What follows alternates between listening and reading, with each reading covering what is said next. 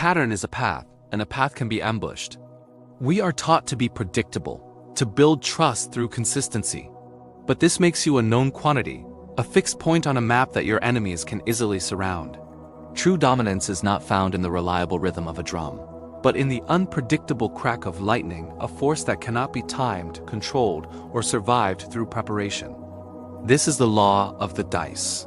You must become the hand that rolls, not a number on the die. The story of Kaya Vance illustrates this principle not with battlefield strategy, but with the chilling precision of psychological control. She was appointed to overhaul a large, outdated corporate office, a place ruled by petty fiefdoms and calcified laziness. The atmosphere was one of grumbling stagnation, thick with the certainty of how things worked.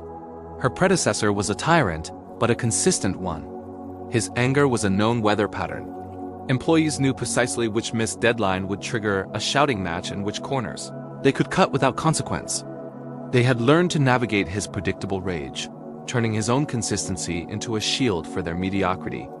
He was a wall they had all learned to climb. Then came Kaya. Her method was one of surgical, calculated chaos.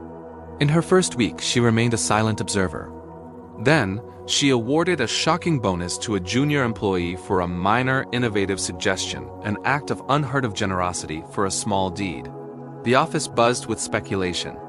The next week, she fired a senior, untouchable manager for chronic lateness, a trivial infraction that had been ignored for years.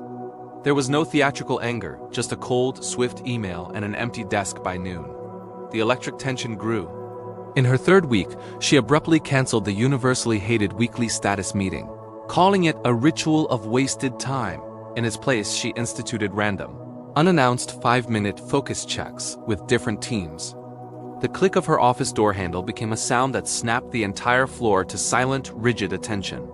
The effect was not confusion, it was suspended terror. Was she a benevolent reformer, a ruthless executioner, a radical genius? No one could build a map of her intentions. The old patterns were shattered. Employees became hyper-alert, self-policing their work not out of loyalty, but out of a primal need to avoid an incomprehensible threat. Their energy, once spent undermining the boss, was now entirely consumed trying to anticipate her. Productivity and innovation soared, born not from inspiration, but from controlled chaos. Kaya's power became absolute because it was rooted in the paralyzing fear of the unknown.